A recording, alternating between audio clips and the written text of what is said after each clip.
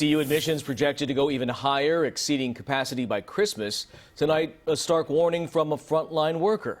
A local trauma nurse says low morale and high stress is pushing our health system over the edge. CBS 13's Laura Hafley is live with her message tonight. Laura.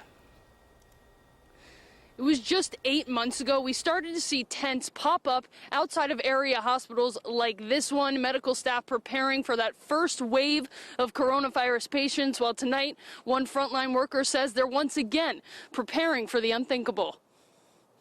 No, we're not flattening the curve at this point. The curve is exponentially growing. Aaron O'Rourke has seen coronavirus up close. We've been working in this pandemic for 8 months now. Staff is tired. We're emotionally and physically exhausted. The trauma nurse's biggest fear, she says, the virus is showing no signs of slowing down. So there's definitely a higher amount of patients that are positive in the hospital. And with more coming in, soon some may have nowhere to go. With less than 2,000 ICU beds available across the state and less than 80 in Sacramento County alone, her hospital's not the only place feeling the pressure. If the ER is at capacity and there are overfilled patients in the ER and they can't get admitted up to beds, then at some point, ERs and hospitals have the right to say, we can't take any more. It will be more challenging to treat patients as quickly and effectively as we're used to.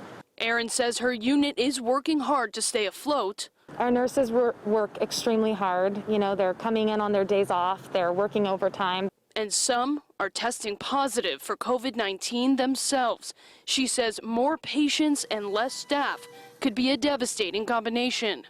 I do wish people would believe that this is real. And I miss what life was a year ago too. I think everyone is in the same boat. The reality is that sometimes you don't get what you want in life. Wear masks, social distance, and minimize your exposure as best as you can.